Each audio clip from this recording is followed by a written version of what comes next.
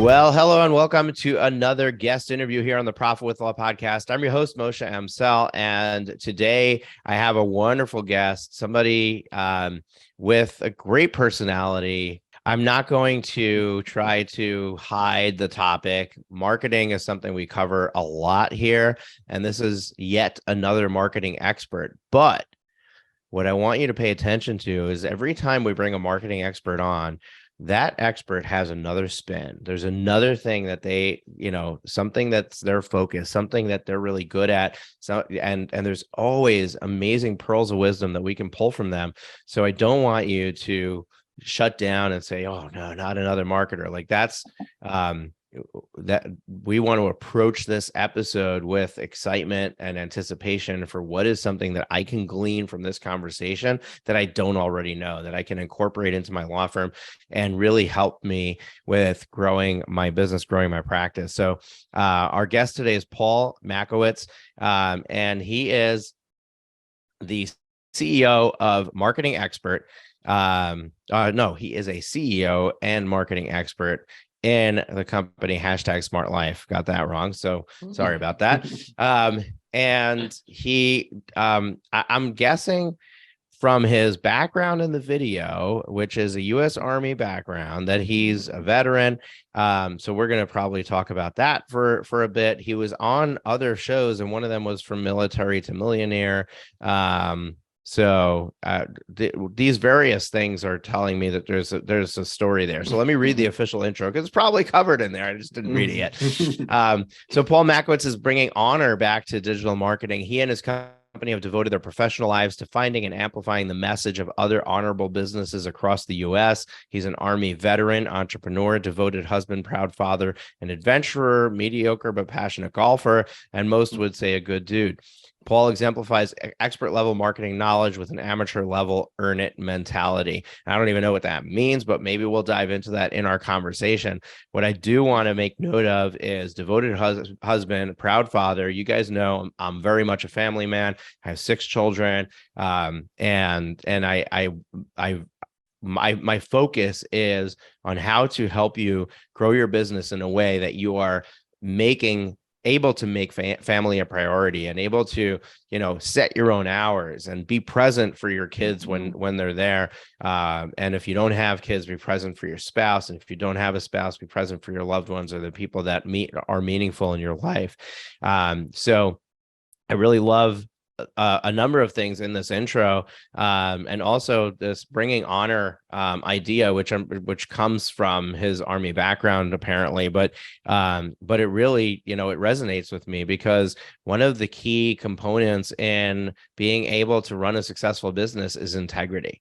And the more that you're in integrity, the more likely you are to be able to have clients who are happy with your work and are singing your praises, have other lawyers that you affiliate with send you business because they know that if they send it to you, that's going to be handled, it's going to be taken care of.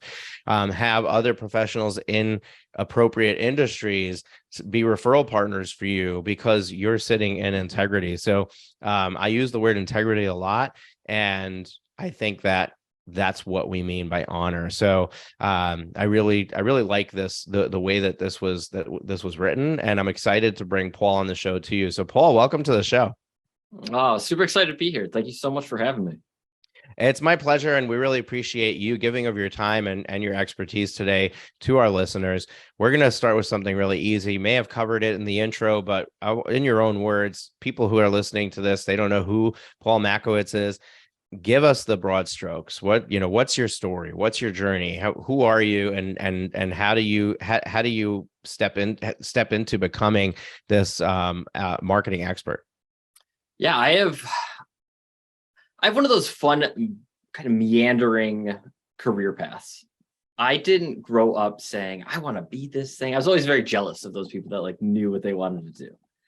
And I went to college for a year, changed my major 4 times, and was selling a Army recruiter golf clubs at Dick's Sporting Goods. 2 weeks later, I showed up at my parents' house. I was like, hey, join the Army. I'll see you guys in a few years.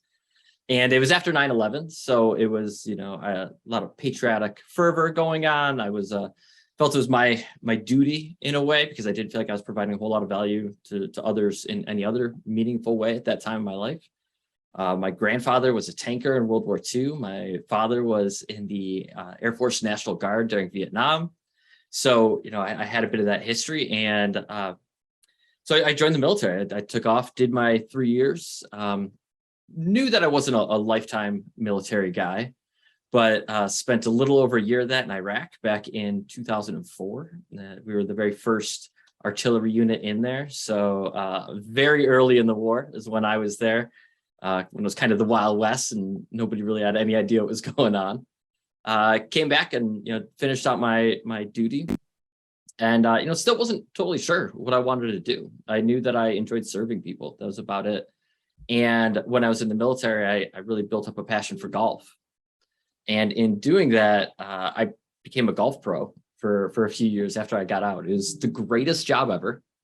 It also was extremely difficult to make a living unless you were playing on Sundays. That's kind of the career path there. Instead, I was running a course and running junior tournaments and giving lessons all day. So as that career path kind of wound down, I started working for Dick's Sporting Goods again, manager, became a business analyst, got burnt out on that, went over and I ran a guy's company for a while, which was a bar, restaurant, indoor golf simulators, driving range, like entertainment center, and doubled his revenue in about a year and a half. And so I was like, okay, I think I'm really good at this, coming into businesses and cleaning them up. So I took what money I had, I went up to New Mexico and started a scooter rental company. I had 5 locations. A what rental company? Scooters. Okay. I'd show up in like downtown Santa Fe, like pop-up shop, rent out scooters for the day. I had little GPS trackers on them and bring them all back at the end of the day, pack it all up, go somewhere new the next day, and eventually end up building up 5 locations in a year. So I built a pretty decent sized company in short order, and a lot of that was done through digital marketing and having all the correct listings, being sure people could find us, being sure our social media was on point, and that we were getting people excited about the opportunity of zipping around the town while they're on vacation and things like that.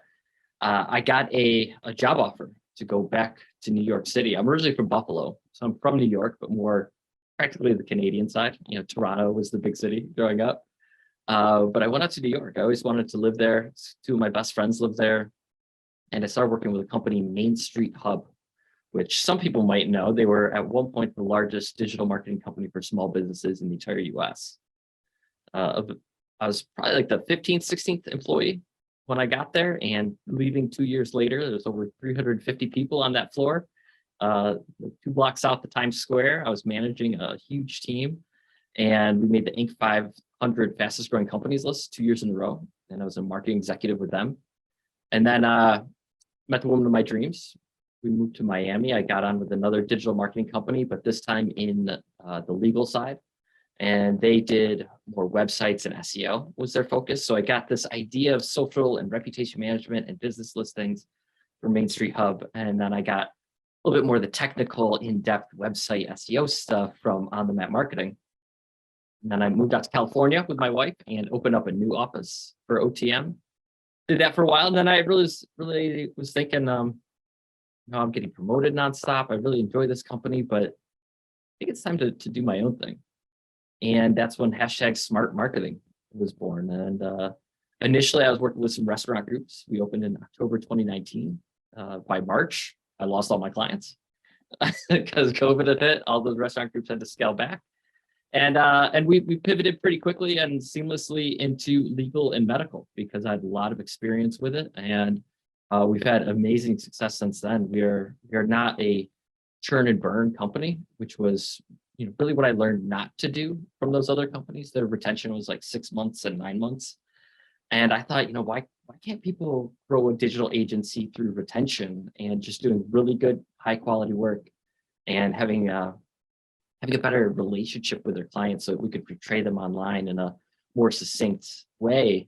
So that's really what we're built on, is understanding our clients, really highlighting their value propositions and what makes them special and unique, and being military side and, doing all of our work honorably, integrity.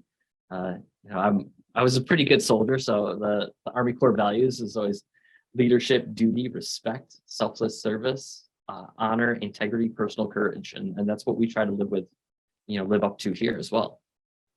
Well, Paul, that's quite the story, quite the journey. I didn't count all the hops, but sounds like you've got quite the eclectic experience or background in various different things. My curiosity is piqued a little bit in COVID when you switched, like why medical and legal, like how did you settle on that? But I don't want to focus there. So I'll ask you real quick if it, and you can share that, but I do want to jump into your marketing expertise. Yeah, well, the biggest part of what we were doing and really where we're providing the most value for our clients is in saving time. I think that is an immensely underrated aspect of having a good digital marketing company. We don't even really refer to it as digital marketing as much as online presence management, because when you're running a firm, you went to law school, you did all this stuff. You probably didn't take a whole lot of business classes. In most cases, didn't take a whole lot of marketing classes.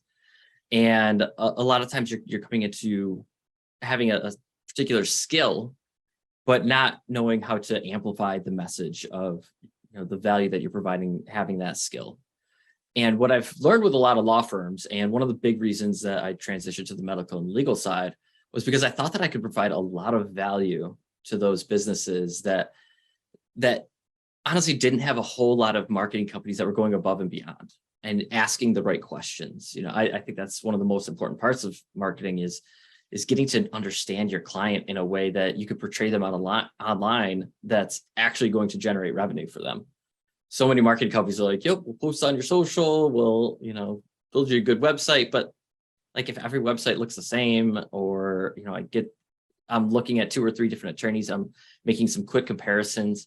If there's nothing on that website or in that social that I'm going to build an emotional connection with, like feel something, I'm not going to consider them, right? And everybody does free consultations.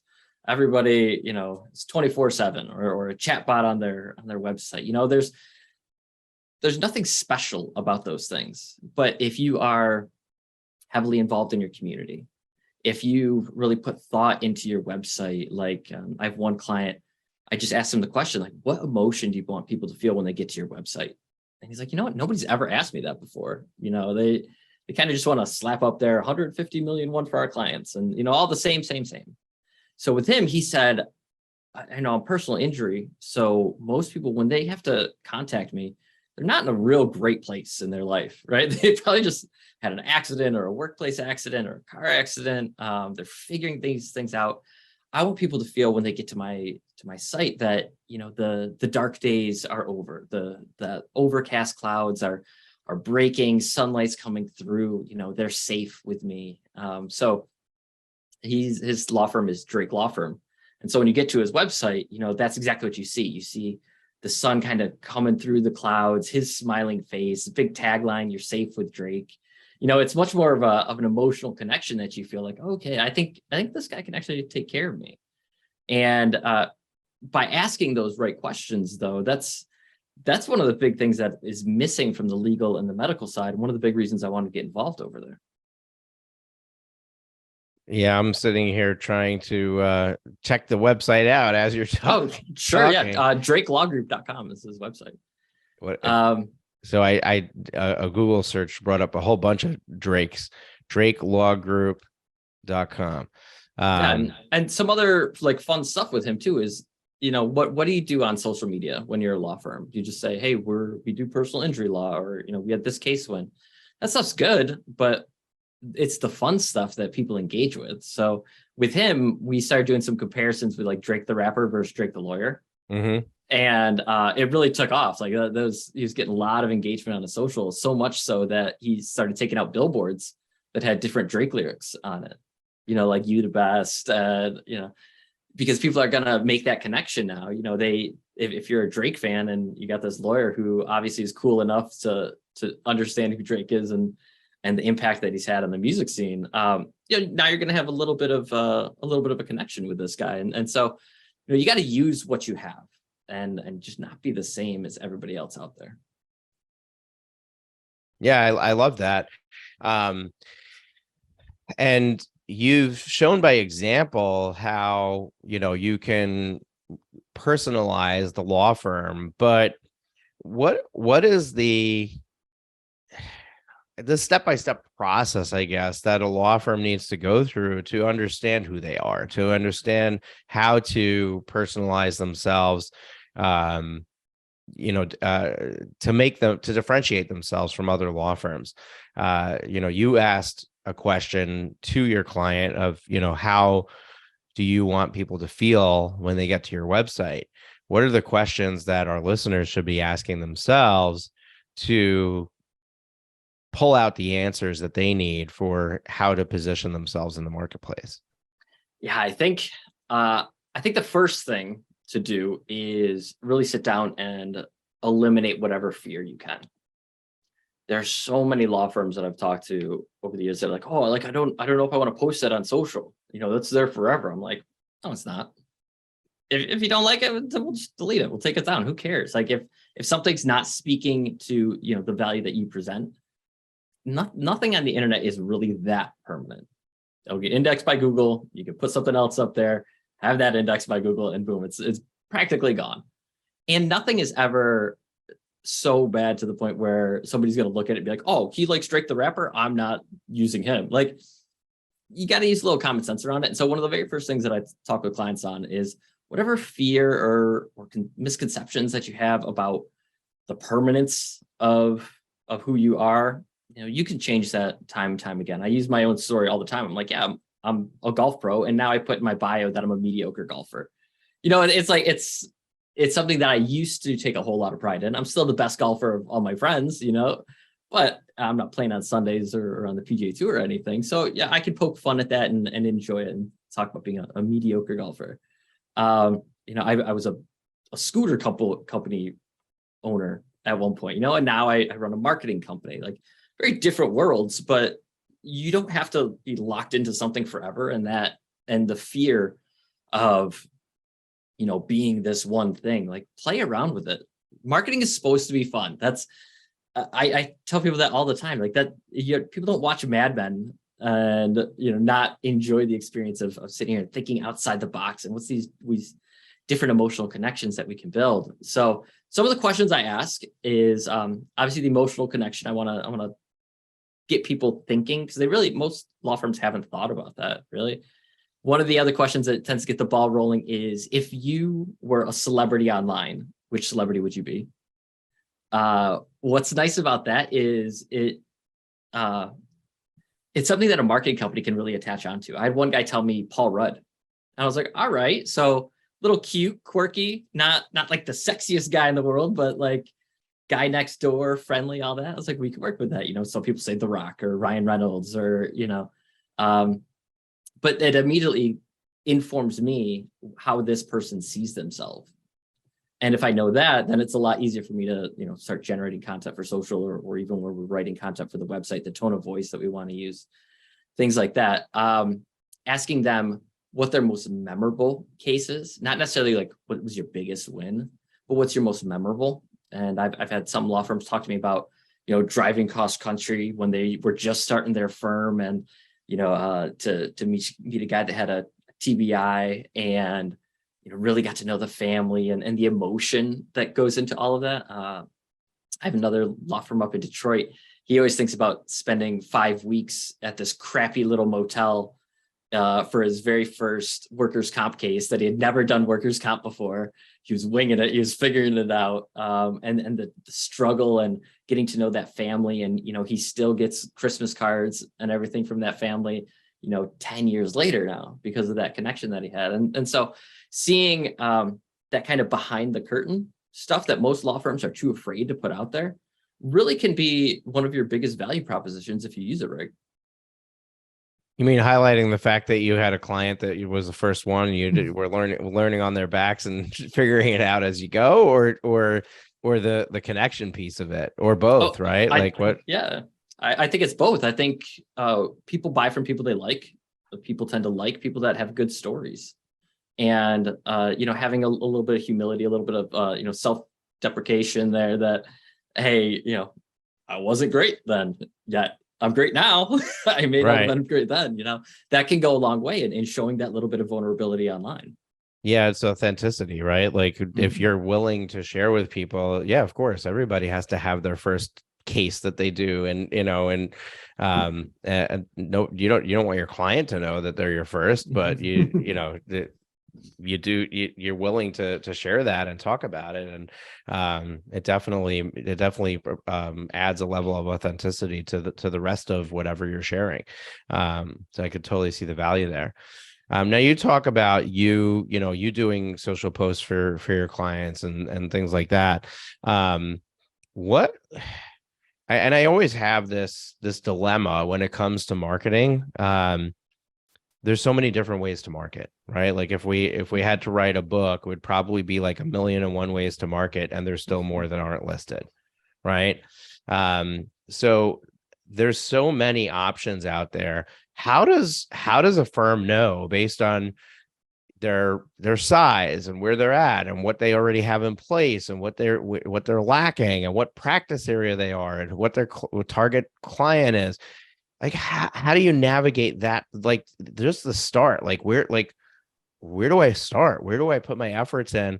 What is the most important thing to do? Like, is there one thing that every law firm, no matter size, no matter practice area, that you got to get this down before you can do anything else? Yeah, it's definitely systematic, the work that we do, because step one is always business listings. It's pretty mind blowing to me how many law firms I check their listings and they're not in half the places that they should be. Like even Yelp, as a company, like I've been a Yelp advertiser for 3 years now. They're not the easiest company to work with. They're also, have a little bit of a bad stigma to them. But anybody on here that has an iPhone, just hold it up and say, "Hey Siri, find me a law firm nearby," and look at what pops up. It's all a bunch of Yelp logos, or it'll have the list and say 35 reviews on Yelp. Like that's the main data source for all Apple products and Apple Maps and Apple Voice Search. So if you're not there, you're talking about 20% of potential searches that you're not even in the conversation. And also, like, you never know where somebody's going to find you. Like maybe they'll find you from Avo or Martindale Hubble or even just Google or voice search. So I always start with business listings, because if you're not there, you're not even in some of those conversations. The next piece I look at is more the review side, because we are, we're the Netflix generation. We all have these supercomputers in our pocket that there's now this thing called the zero moment of truth, which it's not a brand new concept. Google rolled out the idea of this concept over 10 years ago now. But what it is to go back to Mad Men, the traditional marketing, which is what my education is in as well, was always awareness. So I got to know you exist. First moment of truth. I see that commercial for a cereal. I go to the store. I remember the commercial. I buy that cereal. And then the second moment of truth being the experience. It was great. I'm going to buy it again. It was horrible. I'm going to tell everybody at the next barbecue, the cereal sucks, or this law firm sucks. It's that was always traditionally how marketing went. And now we have this zero moment of truth, which is this comparison step, because we all, buy stuff on Amazon and watch shows on Netflix. We are very attracted to stars, and it informs our decision very quickly. And so if you don't have, say, like good ratings on a few, that would be an early indication that I would say, like, hey, we really need to ensure that you're even part of some of these conversations, and that when people are getting there, they're liking what they're seeing. And that's one reason we'll talk about answering reviews and things like that. So making sure Google, Avo, your Yelp page, Martindale, that Justia, that you've got all of the information. A, you're listed. B, that you got a few reviews there. So you got a star rating. And then the third one that I usually look at is more of the conversion on a website. The website is the only place that you control all of your data. And because, if it's Google or if it's Yelp or if it's Avo, Justia, you can't always be in charge of what's showing up there. It's your website that is going to be the main connection point that you're going to have with people. And it's the only place where you can control every bit of that message. So making sure, one, that it's aesthetically pleasing. It's a good site to get around. It's not difficult to contact you. It's hard getting eyes. It's even harder getting wallets and getting invoices out. And so making sure that the website converts. And then lastly, I look at the community that you're building on social. And if people are engaging with you over there, once you have those 4 pieces in place, then it's great to start looking into paid ads, looking into SEO, looking into getting the more eyeballs. But really, you got to build that foundation first. Yeah, I love that you put this into an easy step-by-step format for us to follow. But we love that because it makes for a really good show notes page, and our audience loves it because they want to know what's the steps, what do I need to do, give me the goods. So I want to go back to each of the steps that you shared and ask you questions about it. So the first one was business listings, and first of all, mind blown that Yelp is what Apple products are using to do that search, because so much conversation is about, oh, you got to have your Google My Business listing updated, and you got to, and Google this, Google that. SEO is showing up first on Google, and we focus so much on Google that we forget about the fact, we know there's other search engines, but who the heck is using other search engines, right? Nobody's going to msn.com to do a search. Yes, my in-laws still have AOL email addresses. They're probably going to MSN to do a search, but they're, by and large, the general public is using Google. So you forget about these other things, which it's not that people are going to Yelp to find a lawyer, but they're saying, hey, Siri, do this search for me. And now my phone is waking up. Calm down. Not talking to you. I thought that was really, really mind blowing and eye opening. And I almost think that hey, we have a talk missing at our Law Firm Growth Summit that we need to add, which is, hey, don't forget about the power of Yelp or something like that. But I thought that was really cool. Yeah, and it's something a lot of people don't even know. It's also a really fun exercise that I have with my law firms too, which is, let's do some comparison shopping. When I worked for Dick's Sporting Goods, I always loved, it was my job to go over to Sports Authority or Sports Academy and check out their prices, check out their layout, see what they're doing. And it informed some decisions that we would make. But it's very few and far between a law firm that I talk to and I say, hey, if you just Googled a personal injury attorney near me, and what did you see? Who would you choose in that situation? And why would you choose that person? And what could we do to replicate that or to sway that more towards your side? But very rarely done. And you got to do it through a few different ways. Older people are going to search on a computer. Younger people are going to search on a phone. And so, some people are going to use voice search, but to just kind of go through the experience, see what you see. And that really, doing that due diligence before I even put together a marketing strategy for a business is really important too, because it's one of the things that bugs me the most about digital marketing companies and SEO is they come in and they promise the world, right? Every law firm here has talked to an SEO company. It's we'll get you to number 1 on Google and things like that. I have certainly told more law firms that I can't get them to number 1 on Google for something than I've told them that I have. Because if I'm talking to a relatively new law firm in Los Angeles and they're like, yeah, we do car accidents. I'm like, great. There's really no point in doing SEO for car accidents. So do 500 other law firms in Los Angeles do car accidents. And your website is 20 pages and the guy that's ranking number 1, his website is 15,000. So unless you're planning on writing an awful lot of blogs and awful lot of content and getting all these sorts of backlinks, that's just not a reasonable marketing request. And I think a lot of my clients are probably surprised when I say no. I'm like, yeah, SEO is great, not for that. It's pointless. You'll never beat them. So let's talk But for a moment, because I don't want to get stuck on SEO or lost on SEO, but let's talk for a moment about the person who's in a competitive industry, in a competitive environment where SEO, they won't get number one in SEO for that. Like, what is the strategy? Is the strategy to say, hey, look, let's hone in on one specific type of injury that you're going to become really good at, and then let's look for a long tail keyword that we're going to try to rank for that injury? Like, is that the strategy, or is the strategy just, hey, let's abandon SEO and just find other ways to market? no, it's never worth totally abandoning SEO, but you do have to find, we always call it the lowest hanging fruit. If I look on there and I look at maybe like boating accidents, like not enough people doing SEO on boating accidents. And so I have two different clients that are number one for boating accidents in their area, or, jet ski accidents, scooter accidents, as opposed to motorcycle accidents, because motorcycles are also very competitive. Or Animal what about attack. slip and slide accidents? Yes. Slip and slide. I only say that because I broke my foot in August on a slip and slide. Really? I mean, there's but it's thinking like that though. It's like it's one of the reasons that I ask my clients like what their favorite case was, not necessarily their biggest one case, because one, it like builds an avatar for me. That if it was a middle-aged woman with two kids, like, all right, cool. If you like working with those people, I can target those people a little bit better. I can also, there's services out there like Answer the Public, which is a really great site if you have to decide on like what to write a blog on.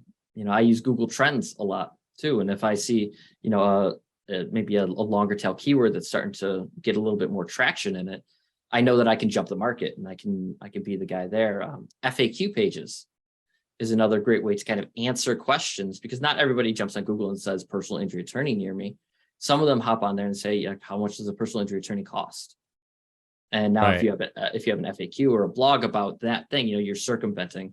To talk about Yelp again, Yelp advertising is not always a horrible idea. Some people it is, and I'll be very upfront, but if I do a search for something, say car accident attorney, and I see Yelp top 10 car accident attorneys in this area as, a top 3 choice on Google, it means, Yelp obviously has a lot of authority in Google's eyes for being able to answer that search query, because that's really all Google's looking for is good answers.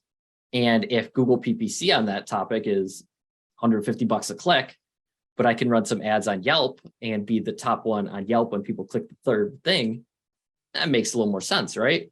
So being logical about it, finding that lowest hanging fruit, and really, not beating your head against the wall and wasting your client's money.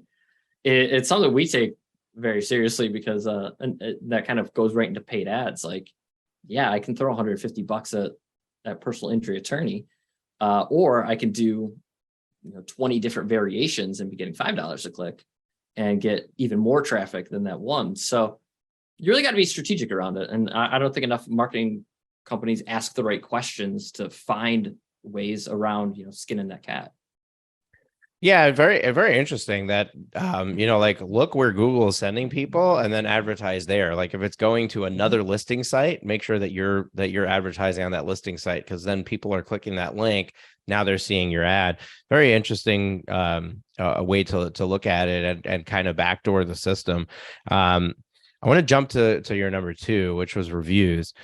And reviews is something that we cover. We've covered on a number of episodes here. One of our top downloaded episodes of all time is an interview with Sam Malai. I don't know if you're familiar with him, where he shares with us how he got 1,000 reviews on Google for his law firm, and he's actually now beyond 2,000 at this point. That episode is a couple of years old. But we'll link that up in the show notes. We also replayed it as a best of sometime in the last year.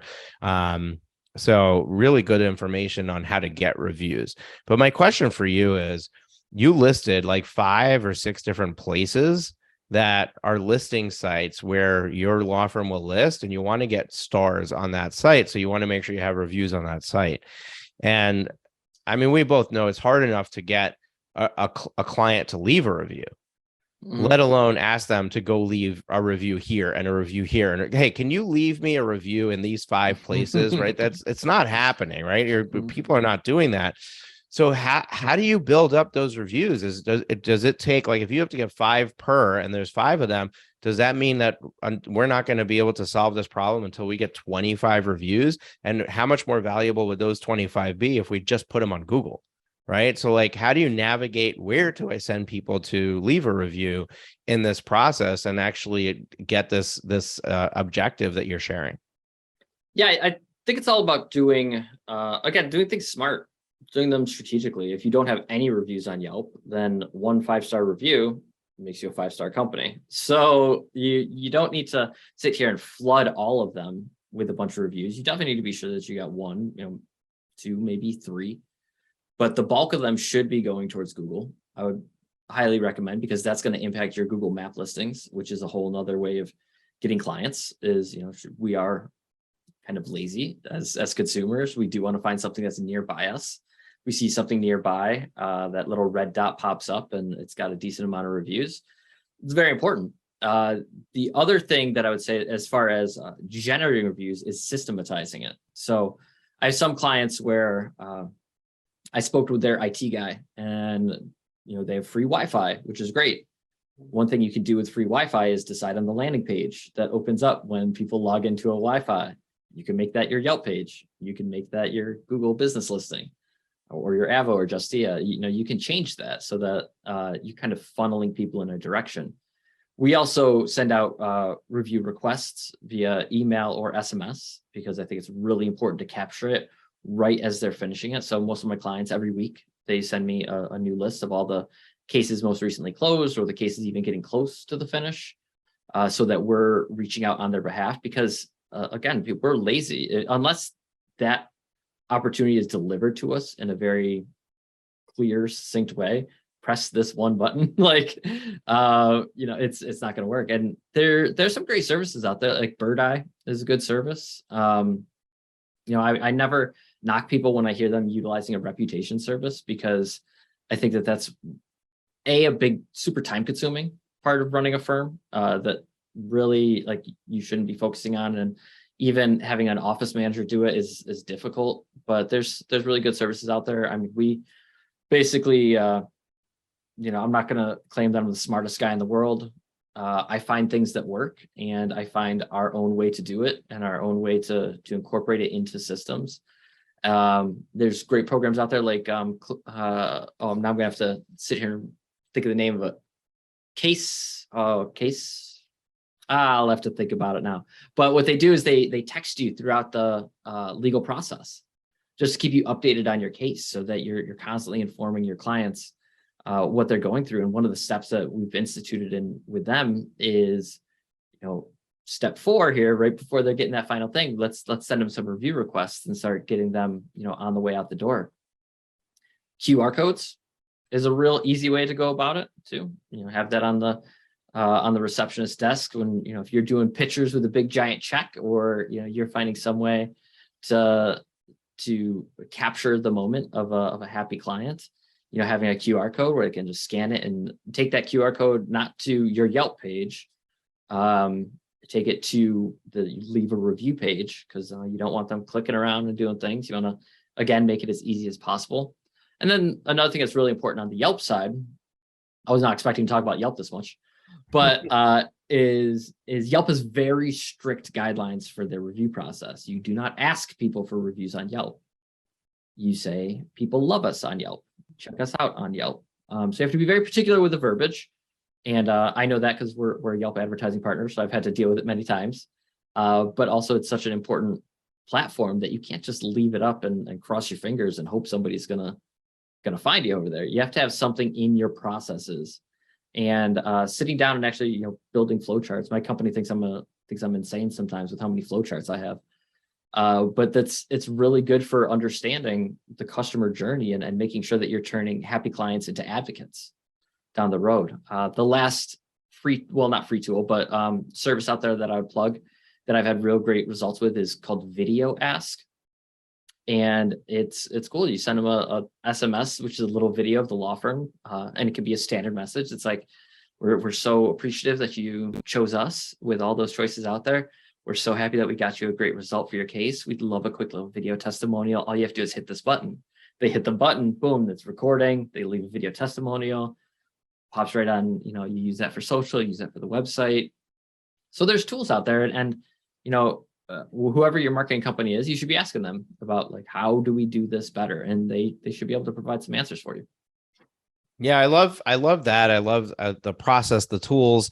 It still feels a bit overwhelming, and I always try to put myself in the place of my listeners, right? Like what are they feeling right now?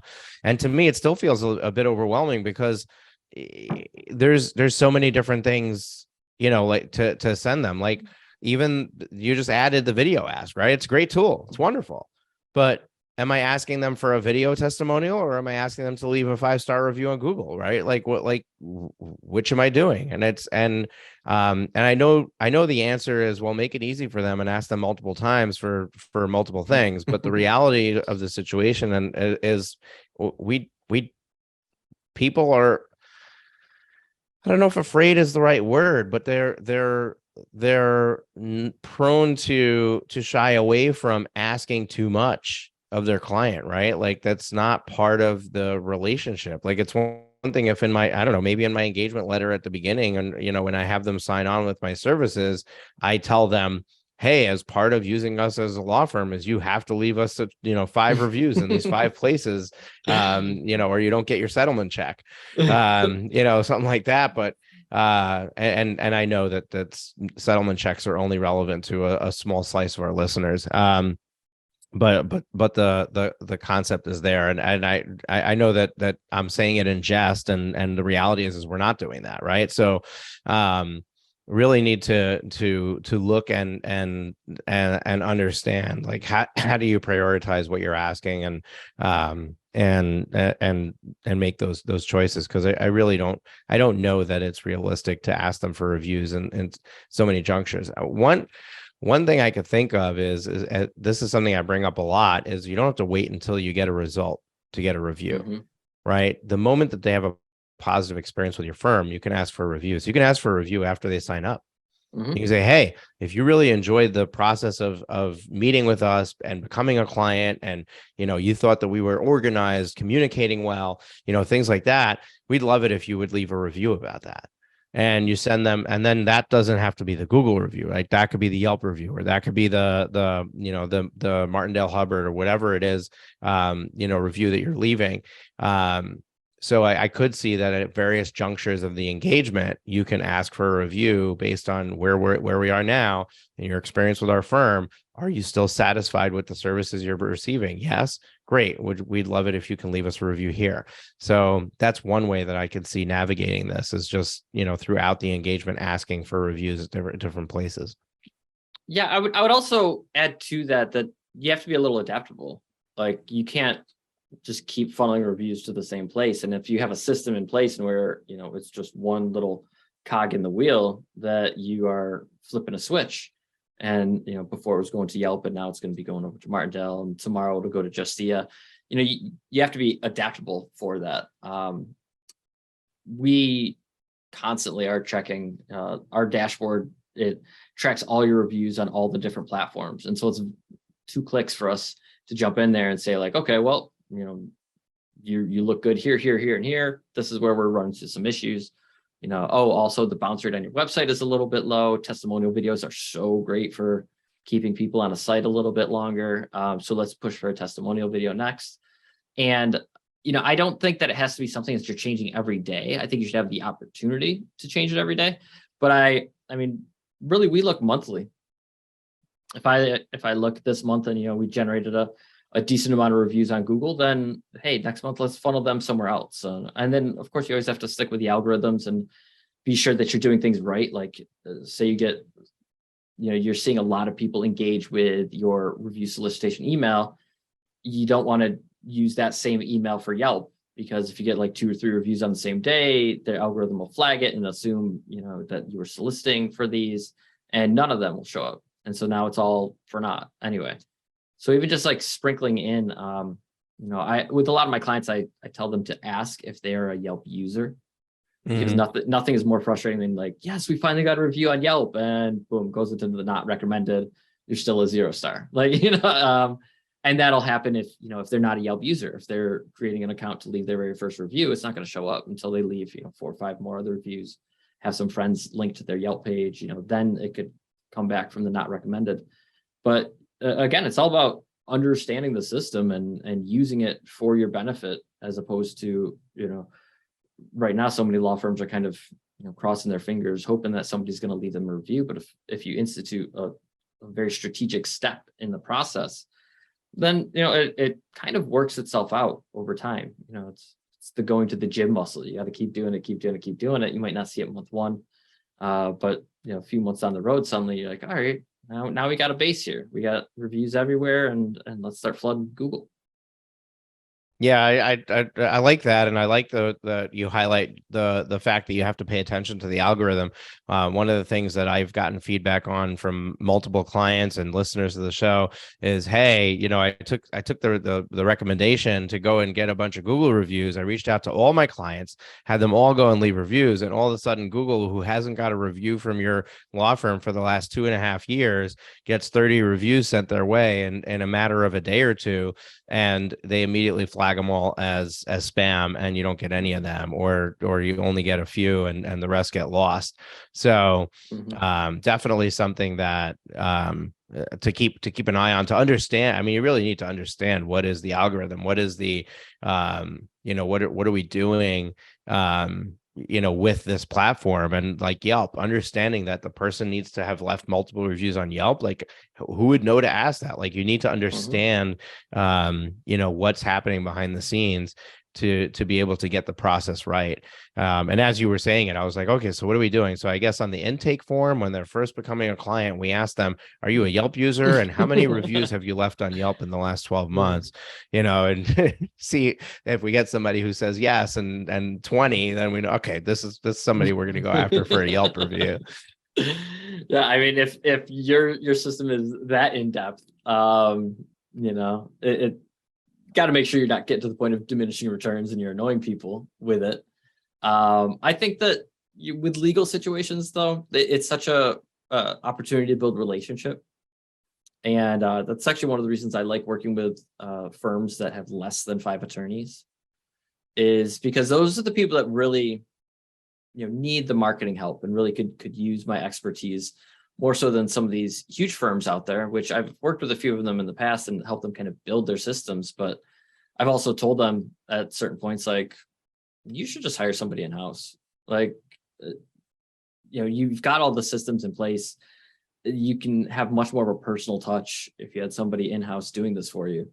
And, then I go and find myself a new solo practitioner or a, 3 attorney law firm that can really benefit from finding that low hanging fruit and starting off on the right foot. So that would be my big advice. If you're a large law firm and you're listening to me, take this advice and take it to your in-house marketing person, or hire an in-house marketing person and build these systems out. If you're that 1 to 5, law or attorney practice, I mean, this stuff is probably too much, too technical, too complex to really devote a whole lot of time for it. And that's when you need to find, a good marketing company that you can at least, get you off the ground with. Yeah, and hand it off. And I mean, if you're a 4 or 5 attorney firm, you should probably have a CMO on your team, somebody who's driving the marketing internally, and maybe they're engaging outside vendors to to do some of the things. Like, maybe you're not trying to win at SEO internally, but you have somebody who's engaging that SEO company. Maybe you're owning the review process, but the strategy behind it is being driven by a partner that that you have brought on. I don't mean a law firm partner, but I mean a vendor that you've engaged with that's helping you with that. Now we're out of time, and we didn't really get a chance to dive into the website and the community on social. So definitely leaving some room for us to continue our conversation on another interview.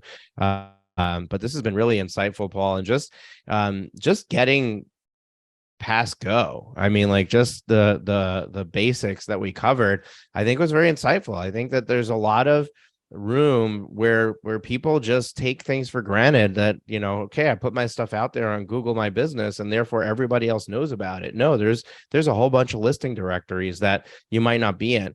Now, A lot of them have a premium option where you can pay for it, and I'm not sure that paying for it is a good use of your marketing dollars. So be very careful when you're taking this advice to say, hey, let me go pay for Avo premium so that I get, a premium listing on there.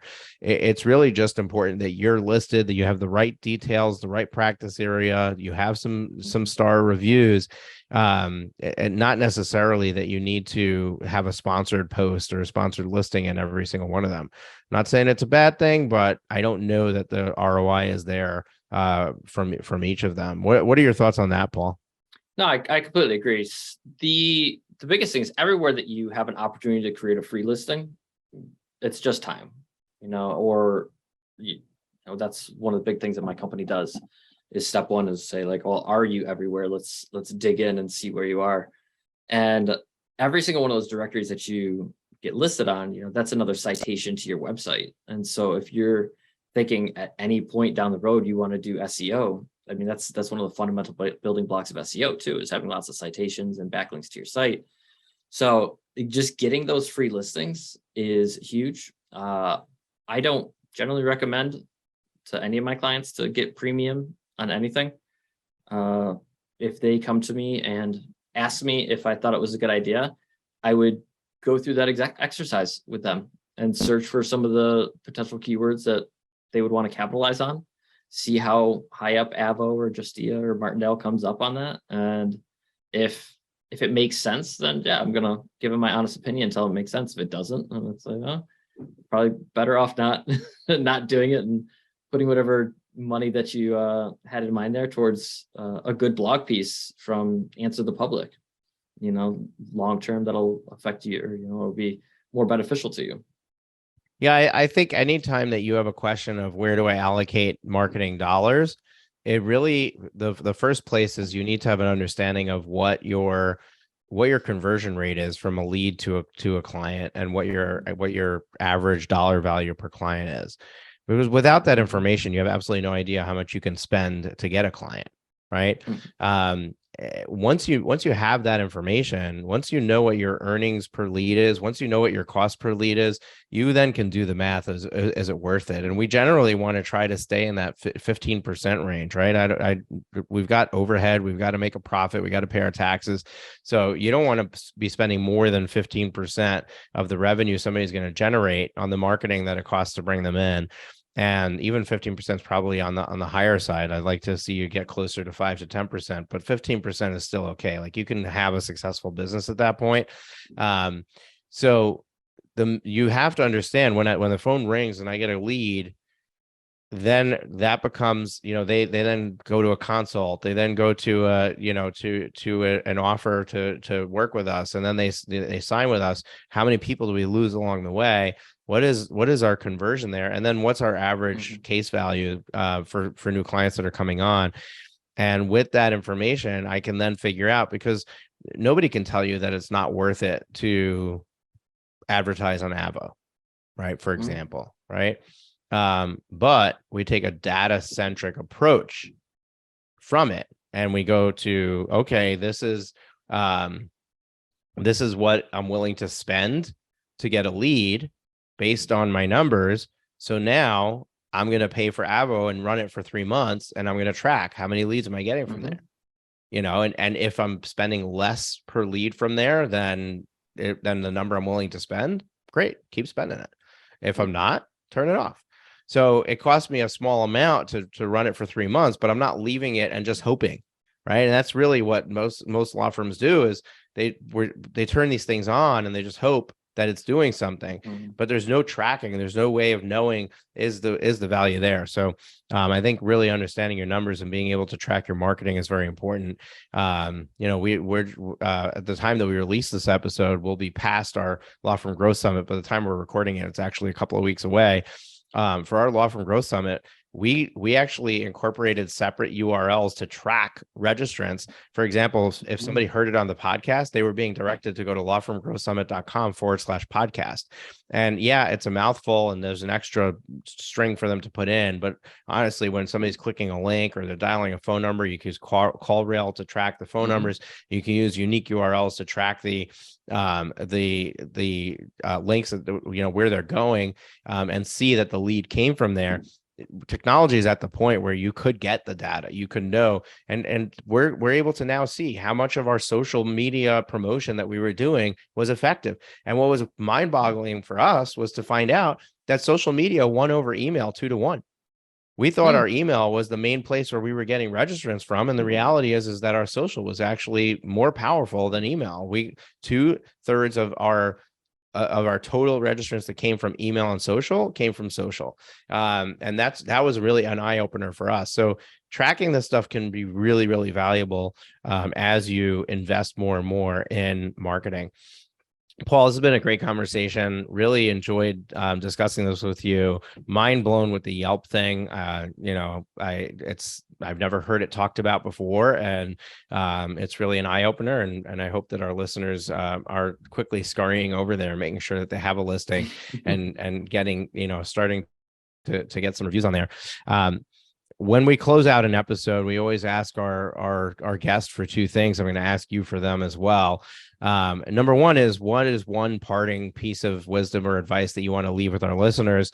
And number two, how can they take the next step with you if they enjoyed this conversation and they want to learn more about working with you, or anything that you want to offer our listeners that they can get to initiate that relationship?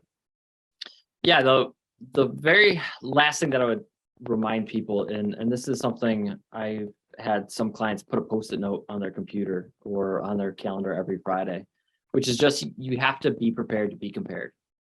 And if you aren't going through and doing some comp shopping every once in a while, it's really difficult to understand the buying psychology that people in your local area are making and how you can capitalize on it.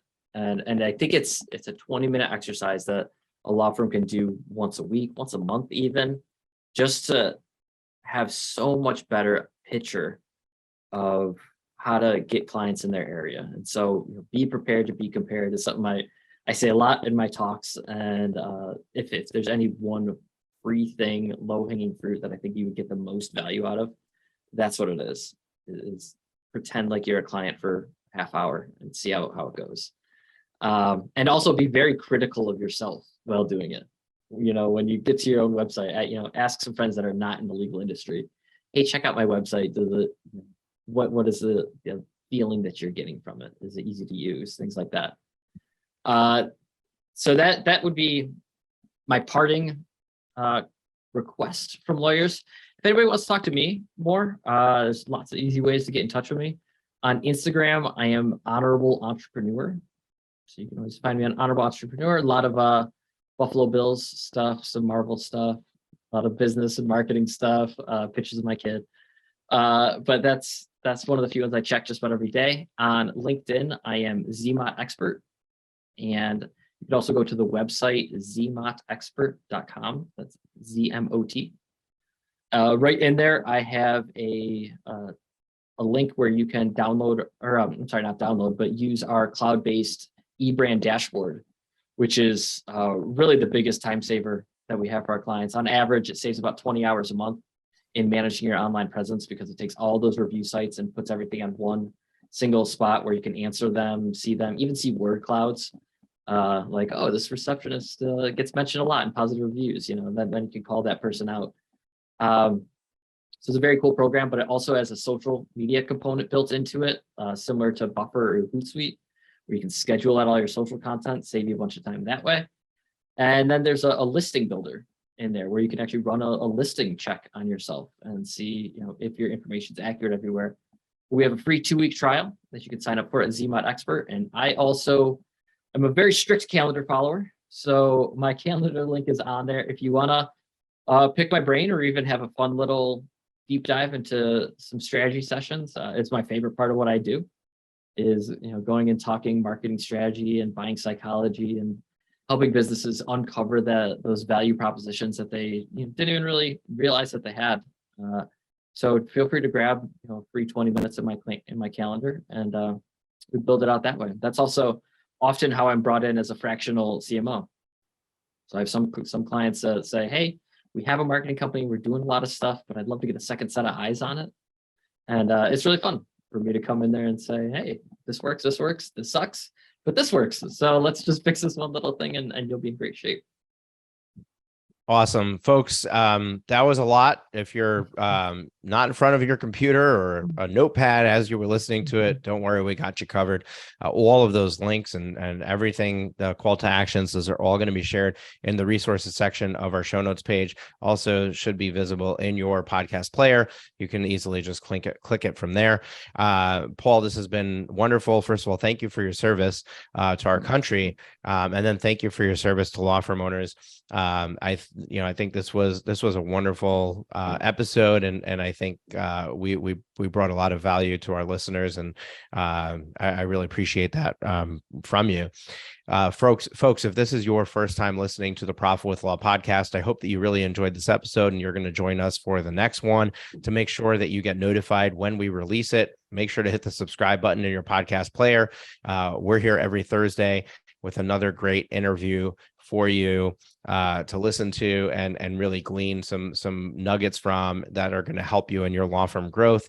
And if you found value in this episode, share it with one of your friends, a colleague who's got a law firm, or somebody who's running a law firm, who by listening to this can actually get their own actionable takeaway from it, their own insight that can help them in the growth of their journey. People will appreciate you sending them here. Take a moment and share this episode with them so that we can spread the word, spread the message that we're sharing to help people in the growth of their law firm. Take care. Enjoy your weekend. We'll catch you next week.